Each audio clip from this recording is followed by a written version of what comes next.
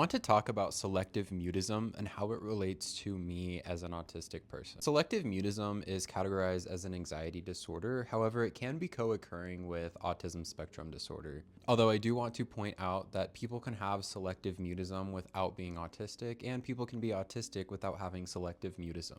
Now, this happened a lot to me when I was younger, and not so much now, although it does still happen. I've always been told that I'm shy. I've been asked why I don't talk more. In school, I had to be encouraged and rewarded for raising my hand in class. And it's kind of crazy looking back now that I have an explanation for all this. But what happens is it's like there's a disconnect in my brain to my mouth. And there's times where I literally cannot speak.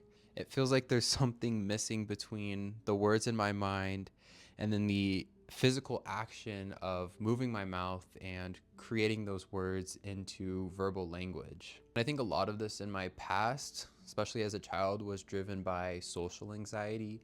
However, I don't really feel like I have social anxiety now, and this still happens sometimes. I think another thing that plays a factor is if I'm really overstimulated and it feels like my brain is working extremely hard or is completely overpowered by external stimuli, maybe the lights are too bright, maybe I'm just physically uncomfortable, maybe there's a lot of loud distracting sounds. That also makes it hard for me to get my words out, and it takes like 100 times the amount of energy to be able to connect my thoughts in my head again to my mouth and create words to come out of my mouth. Honestly, I don't like the name selective mutism because it's not like I'm choosing to not talk. It's like it's actually impossible for me to talk in those moments. And I also wonder how this relates to when I have like an autistic shutdown, because during my autistic shutdowns, most of the time I'm unable to speak.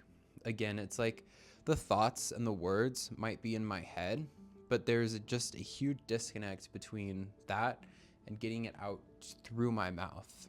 And this obviously makes it hard in social situations. Sometimes it makes it seem like you might not like other people to those other people. There are a lot of times in my past where people would ask me questions and I just would stand there. I wouldn't respond. It's not necessarily because I didn't want to, it's because I just couldn't in that moment.